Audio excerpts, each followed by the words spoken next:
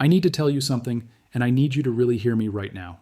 What I'm about to share with you could be the most important financial information you receive this year, maybe this decade, and I am not saying that to be dramatic. I am saying that because I have been staring at these numbers for the past 72 hours, and I cannot unsee what I have seen. My coffee has gone cold 3 times. I have barely slept, and every time I think I have wrapped my head around what is happening in the silver market right now, I pull up another data point and my jaw drops again. Today is Monday, February 9th. We are exactly 18 days away from the end of this month, and by the time February closes, I believe silver could be trading at $500 per ounce. Not 150, not 200, not even 300, $500. And I know how that sounds. I know you might be thinking this guy has lost his mind. Silver just crashed from 121 to 65. It bounced back to around 80. And now he is talking about 500. But here's the thing, I was not going to make this video. I was literally standing here scrolling through warehouse totals and margin updates trying to take a break, trying to pretend I could step away from this for 5 minutes. And then I saw the March delivery numbers. I saw what is happening with eligible versus registered silver. I saw the conversion rates. I saw the withdrawal patterns. And I realized that the loudest headlines are telling you the laziest story. They are not showing you what is actually happening behind the scenes, and you deserve the full picture. So here it is, everything I know. Everything the data is screaming, and why I believe we are about to witness something that has not happened in 45 years. Welcome to the hidden economy. If you are new here, I cut through the noise and show you what is actually happening in markets, while everyone else is distracted by headlines and recycled talking points. I do not do hype. I do not do hopium. I show you verified data from real institutions so you can understand what the big players are doing and position yourself accordingly. Subscribe right now because this is the kind of analysis you will not find anywhere else. And if this video helps you see what is really happening, smash that like button. It tells the algorithm this matters. Now let me show you why $500 silver is not just possible. It is mathematically inevitable. Let me start with the setup, because if you do not understand what delivery really means in this market, you will get emotionally hijacked by every scary screenshot someone posts. And trust me, there are going to be a lot of scary screenshots in the next few weeks. Silver trades like it is 2 different universes pretending to be one. There is the real-world metal, bars, coins, industrial feedstock, the stuff that actually has to show up when a factory needs it, the physical silver that you can hold in your hand, and then there is the paper layer. Contracts, promises, exposure, numbers on a screen that say you own silver even though you have never touched an ounce in your life. Most people in the paper layer do not want a truck showing up at their door. They do not want to deal with storage and insurance and security. They just want price exposure. They want to bet on silver going up or down without actually owning any silver. And that sounds obvious, but it is the whole game. It is everything. Because when people say the exchange is running out of silver, what they usually mean is that the portion of metal tagged as deliverable right now is much smaller than the pile of paper claims that could theoretically ask for it. And that gap is where the drama lives. Let me give you an analogy that makes this crystal clear. Imagine a hotel with 100 rooms, but the hotel has sold 2,400 reservations for the same night. Now, most of those 2,400 people are not actually going to show up. They booked the room for flexibility. Maybe they will cancel. Maybe they will reschedule. Maybe they just wanted the option. The hotel knows this. They have been doing it for years. They count on most people not showing up. And it works fine as long as the no-show rate stays high. But what happens if one night, instead of 4% showing up, 50% show up? What if 200 people arrive at a hotel with 100 rooms? That is what is happening in silver right now. And that is why March delivery season is getting very loud. Let me show you the numbers because this is where your brain is going to start doing backflips. The total paper exposure in silver futures can represent hundreds of millions of ounces. That is not a conspiracy. That is just how big derivatives markets get when everyone wants a cheap way to express a view. But the deliverable pile is much smaller. As of the latest publicly posted warehouse totals, the registered silver sitting in Comex vaults is around 103 million ounces. That is the metal that is actually available for delivery right now under the current rules.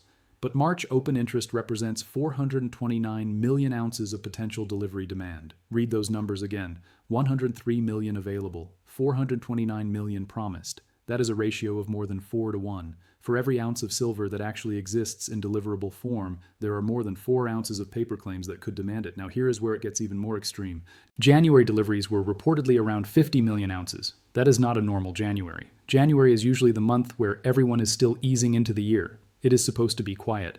Instead, we saw 7 times the delivery volume compared to January 2024. 7 times. February has also been running hot, around 20 million ounces delivered with a 98% delivery rate.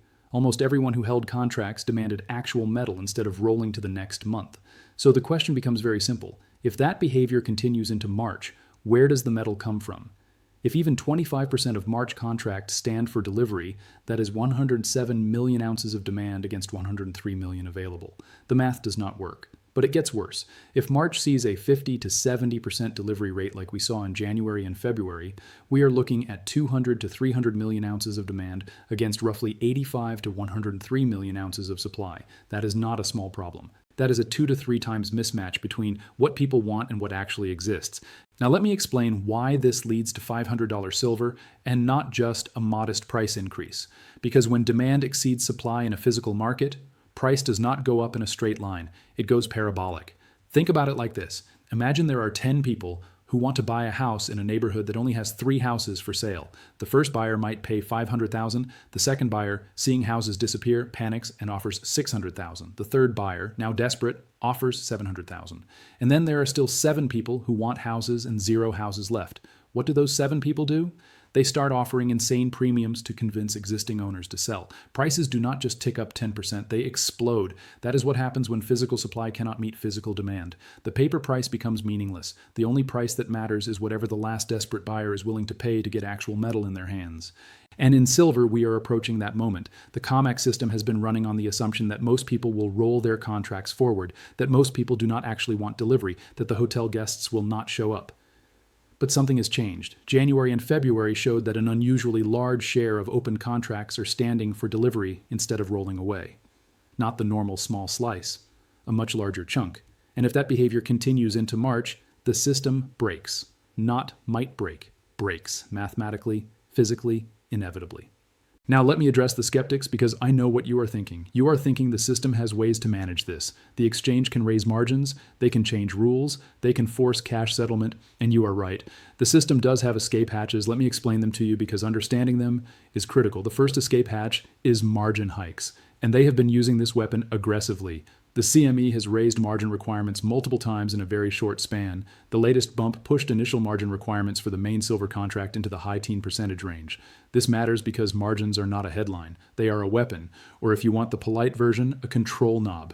If the exchange wants to cool speculation, they turn the knob up. If they want to keep the machine safe, they turn the knob up. And if you are a leveraged trader and they turn the knob up, you do not get a vote. You either add cash or you reduce exposure. Those are your choices.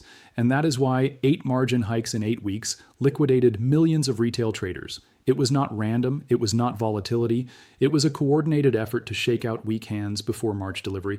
Think about what that means. The exchange knew March was coming. They knew delivery demand was going to be extreme, so they raised margins 8 times to force leveraged traders out of their positions. They created the crash, they manufactured the panic. And while retail was being liquidated at $65, the big players were accumulating physical silver at the bottom.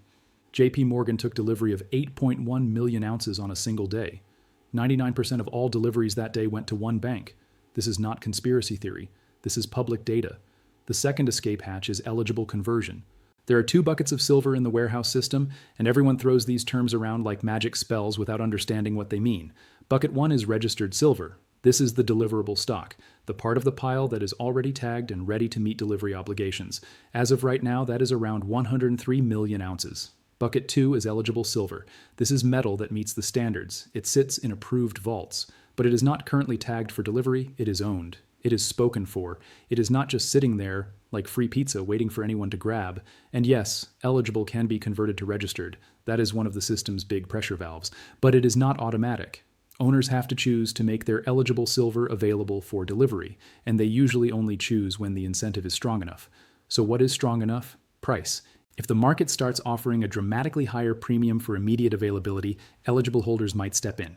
If premiums go from $5 over spot to $50 over spot to $200 over spot, suddenly that eligible silver becomes very attractive to release. And this is exactly why silver goes to 500, because the incentive required to unlock enough eligible silver to meet March demand is not 10% higher prices. It is not 50% higher. It is 5 to 6 times higher. That is where 500 comes from. It is the price level required to incentivize enough conversion from eligible to registered to meet the delivery demand. The market will pay whatever it takes to get physical metal, and whatever it takes might be $500. Now let me show you why the current price is completely artificial, because this is where the paper versus physical disconnect becomes impossible to ignore. Right now, Comex says silver is around $80. That is the paper price, the price of a promise, the price on your trading screen. But if you try to buy actual physical silver in Shanghai, you pay over $100. If you try to buy physical silver in Dubai, premiums are 40 to 60% over spot. If you try to buy physical silver in Japan, premiums are even higher. Same metal, same day, same planet, massive price difference. Why? Because when you try to get real metal, there is not enough. The paper price is fiction. The physical price is reality. And reality is screaming that silver is worth way more than the screen says. The lease rate for silver in London just jumped to 6.1% for 1 month. Normal lease rates are 0.3 to 0.5%. 6.1% is 12 to 20 times higher than normal. This is what it costs to borrow physical silver. When lease rates spike like this, it means physical silver is so scarce that holders are demanding massive premiums just to temporarily lend it out. If supply were loose, professionals would not be paying top dollar to borrow silver right now. They would just buy it, but they cannot buy it because there is not enough. Silver is also in backwardation. This is a technical term that sounds complicated but is actually very simple. Normally, the price for future delivery is higher than the price for immediate delivery. This makes sense because there are storage costs and interest costs and insurance costs. You pay a little more to get it later because someone has to hold it for you. But right now, the price for immediate delivery is higher than the price for future delivery. Buyers are willing to pay more to get silver now than to get a promise for silver later. That is backwardation. And it is a screaming signal that the physical market is broken. People do not trust the future promises. They want metal in hand, now, today, at any price. Let me connect this to what happened in the last few weeks, because the recent crash was not what it appeared to be. On the surface, it looked like silver collapsed because the bull market was over. The mainstream media told you silver got ahead of itself. They told you it was a normal correction. They told you greedy retail traders caused the crash by being too speculative. That is a lie. The crash was manufactured. It was engineered with surgical precision, and I can prove it. First, 8 margin hikes in 8 weeks, unprecedented in the history of the exchange. Each hike forcing leveraged traders to either add cash or close positions. Each hike draining liquidity from anyone who was not a massive institution. Second, fake news strategically released before the crash. On Thursday, Reuters published a story claiming the U.S. government was ending support for strategic metals, anonymous sources, no verification. Algorithms read the headline and triggered selling. The cascade began. 3 hours later, the Energy Department issued a statement saying the article was false. Quote, "The article is false and relies on sources that are misinformed or deliberately misleading," end quote. But by then, the damage was done. Markets had already crashed. Algorithms do not reverse for corrections. Third, unusual options activity the day before the crash. Massive put buying. Someone made huge bets that silver would collapse the day before it happened. Either someone got very lucky or someone knew what was coming. Fourth, coordinated action between exchanges. On the same day the CME raised margins, the Shanghai Gold Exchange also raised margins. CME in Chicago, Shanghai in China, 14 time zones apart, same day, same action, same direction. America and China agree on nothing, trade wars, sanctions. They argue at every international meeting, but on silver margins, suddenly they are moving in perfect lockstep. That is not coincidence. That is coordination. They are both scared of the same thing. They are both trying to prevent the same outcome. March delivery exposing that the system does not have enough silver. Now let me explain what happens next, because we are 18 days away from the end of February. First notice day for March contracts is February 27th. That is when every trader holding a March contract must declare their intention. Cash settlement or physical delivery. Between now and then, you are going to see chaos. You are going to see volatility that makes the last few weeks look calm. You are going to see sharp moves in both directions. You are going to see people screaming default and other people screaming nothing burger. Most of them will be reading the wrong metric. But the fundamental math does not change. 429 million ounces of paper claims against 103 million ounces of registered silver. That gap cannot be closed by margin hikes. It cannot be closed by rule changes. It can only be closed by one of two things. Either most of the paper claims choose not to stand for delivery, or the price rises high enough to incentivize massive conversion from eligible to registered. I believe both will happen. Some paper claims will roll, some will settle for cash, but enough will stand for delivery that the system will need to tap the eligible pool. And tapping the eligible pool requires offering a price that makes owners willing to release their metal. That price is not $100. It is not $200. Based on the historical relationship between delivery stress and price response, that price is somewhere between $400 and $600. I am saying $500 as my base case because it represents the midpoint of that range, but it could easily overshoot to $600 or even higher in a true panic. Let me give you more context on why industrial demand makes this even more explosive. Silver is not just an investor toy. It is not just a shiny metal that people stack in their closets. It is one of the most critical industrial materials on the planet. And the demand side is accelerating while the supply side is stuck. Solar manufacturing is a major slice of silver demand, and it has been growing fast. Based on recently published industry projections, solar-related demand alone can land well into the low hundreds of millions of ounces in a strong year. Every solar panel needs silver. Silver has the highest electrical conductivity of any element. There is no substitute. Global solar capacity is growing exponentially as countries race to meet climate targets. Electric vehicles and charging infrastructure add more pull. Every EV uses more silver than a regular car. Battery connections, motor windings, charging contacts. The automotive industry is projected to need approximately 100 million ounces per year by 2030 as electrification expands. Grid upgrades add more pull. The electrical grid needs massive upgrades to handle renewable energy and increase demand. Silver is essential for conductors, connections, and control systems. Data centers and electronics add more pull. Every server has silver in the connections and circuits. Microsoft is spending billions on AI infrastructure. Google is spending billions. Amazon is spending billions, all building data centers that need silver. 5G networks add more pull. Every tower, every base station, all need silver. And here's the critical point that most people miss. 70 to 80% of silver production comes as a byproduct of mining other metals: copper, zinc, lead. Only 20% comes from actual silver mines. So even if silver hits $500, miners cannot just produce more silver, they have to mine more copper first. And that takes years to scale. New mines take 7 to 10 years to develop. Even if every mining company started today, new supply would not arrive until the 2030s. The supply side is structurally constrained. The demand side is exploding. And the above-ground inventories that have cushioned this deficit for years are nearly depleted. The cumulative supply deficit since 2021 is over 800 million ounces. That is 800 million ounces of demand that exceeded supply. Where did that silver come from? It came from stockpiles, from vaults, from reserves built up over previous decades. Those stockpiles are now running dangerously low. The buffer is almost gone. Chinese vaults have drained 90% since 2020. Comex registered has been declining for years. London vaults have seen significant drawdowns as metal flows east. There is no emergency reserve left to tap when demand spikes. Now let me address what happens if I am wrong, because no analysis is complete without acknowledging risk. The system has more escape hatches than most people realize. Rule changes can happen, forced cash settlement can happen, trading halts can happen, position limits can be imposed.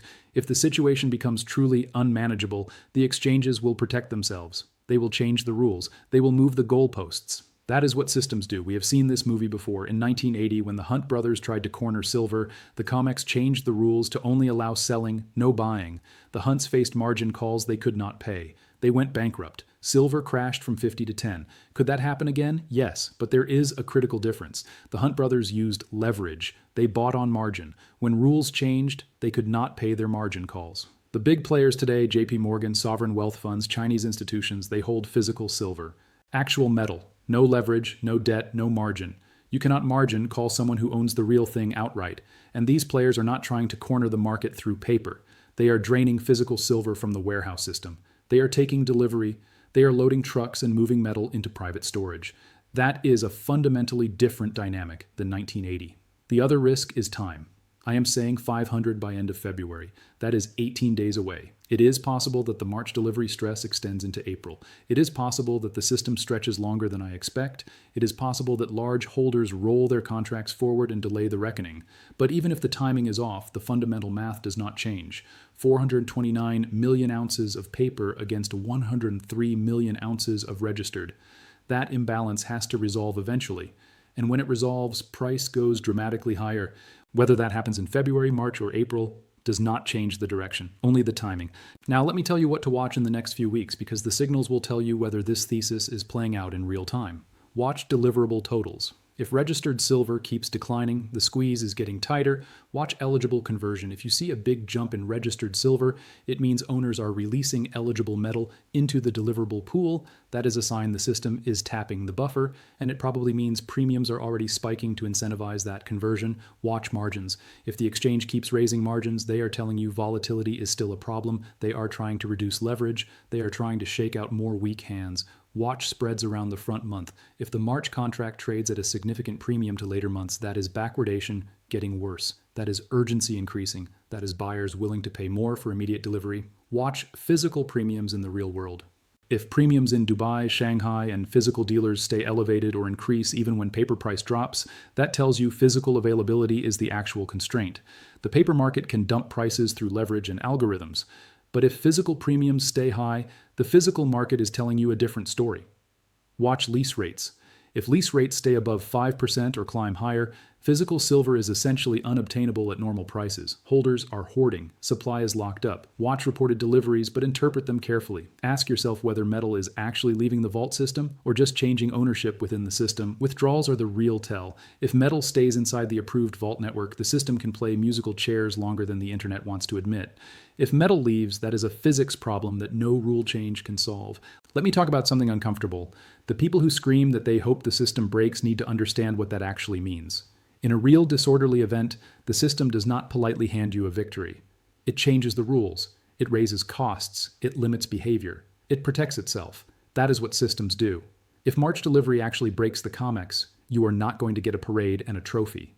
You are going to get emergency rule changes, trading halts, forced cash settlement at prices that might not reflect true value, restricted access to your positions, account freezes, regulatory investigations, more volatility, more restrictions, more weird settlement outcomes, and a lot of people getting whipsawed. So if you are positioned in paper silver hoping the system breaks, be very careful. You might win the thesis and lose money anyway because the rules changed while you were celebrating. That is why physical ownership matters. If you hold actual metal in your possession or in allocated storage that you control, rule changes on futures exchanges do not affect you directly. You own the metal, period. No counterparty risk, no rule changes, no margin calls. The metal is yours. Now let me give you practical guidance because knowing what is happening is useless if you do not know what to do about it. First, if you already own physical silver, hold it. Do not let the paper price manipulations scare you. The lease rates at 6.1% tell you physical is tight. The backwardation tells you buyers want metal now. The Shanghai premiums tell you the real price is much higher than Comex shows. You own something the world is scrambling to get. Do not sell it at the bottom of a manufactured crash. Second, if you are looking to buy physical silver, act quickly but carefully. Premiums are elevated, but supply is available if you know where to look. This window may close fast if March delivery stress accelerates. Once the supply squeeze becomes mainstream news, premiums will explode and availability will collapse. The time to buy is before the crisis, not during it. Third, if you hold paper silver through ETFs or futures, understand your exposure. You have price exposure, not metal. In a stressed moment, those two experiences can diverge dramatically. SLV and other paper instruments might not track physical prices if the disconnect between paper and physical widens further. If you hold futures, understand that margin hikes can force you out of your position at the worst possible time. Fourth, do not use leverage. I cannot say this strongly enough. A market that can gap on policy headlines and margin notices is not a market for leverage. 8 margin hikes wiped out millions of retail traders who were right about the direction and still lost everything. Do not juggle knives on a trampoline. Fifth, size your position for survival. If you cannot handle a 50% drawdown without panicking, your position is too large. Markets can stay irrational longer than you can stay solvent. Size down until you can sleep at night, regardless of what the price does tomorrow. Let me give you a historical perspective because what we are witnessing has happened before. In 1979 and 1980, silver went from $6 to $50, an 8x increase in a matter of months. The setup was similar. Physical supply was tight. Paper claims exceeded physical availability. A squeeze developed, and price went parabolic. The difference today is that the deficit is more structural. This is not just speculation driving demand. It is industrial consumption. Solar panels, electric vehicles, data centers, electronics, these consumers cannot substitute away from silver. They need it, and they need it now. If we see even half the percentage move from the 1980 squeeze, silver goes from 80 to 400. If we see the full percentage move, silver goes from 80 to 640. My target of 500 is actually conservative by historical standards.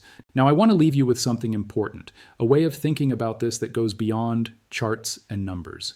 We are living through a moment where paper promises are being tested against physical reality. This is happening in silver. It is happening in the broader financial system. It is happening with government debt. It is happening with fiat currencies. The entire modern financial system is built on promises. Promises that there will be enough. Promises that the system will function. Promises that your claims can be redeemed. Most of the time, those promises work because most people do not test them simultaneously. The hotel runs at 96% no-show rate and everything is fine. But when enough people decide to test the promises at the same time, the illusion shatters. The hotel that sold 2,400 reservations for 100 rooms has a problem. Silver is the canary in the coal mine. It is a small market where physical constraints become visible quickly. It is a market where the ratio of paper claims to physical availability is extreme, and it is a market where delivery mechanisms force periodic reconciliation between paper and reality. What happens in silver over the next few weeks may be a preview of what eventually happens in larger markets. The dollar, treasury bonds, the entire fractional reserve system, physical reality always wins eventually. Paper promises can delay the reckoning. They cannot prevent it forever. So watch silver. Not just because you might make money. Watch it because it is showing you how systems behave when promises exceed reality. And then ask yourself what other systems in your life are running at 24-to-1 leverage and hoping nobody shows up to test them. Drop a comment telling me what you think happens to silver this month. I read every single comment. If you found value in this analysis, share it with someone who needs to see what is actually happening behind the headlines. Subscribe for more breakdowns like this. I will be covering March delivery developments daily as they unfold. And remember what I said at the beginning, 429 million ounces of paper claims against 103 million ounces of registered silver. February 27th is first notice day, 18 days away. The math does not work. Something has to give. And when it gives, silver goes to 500. This is the hidden economy because the real story is never on the surface. I will see you in the next one.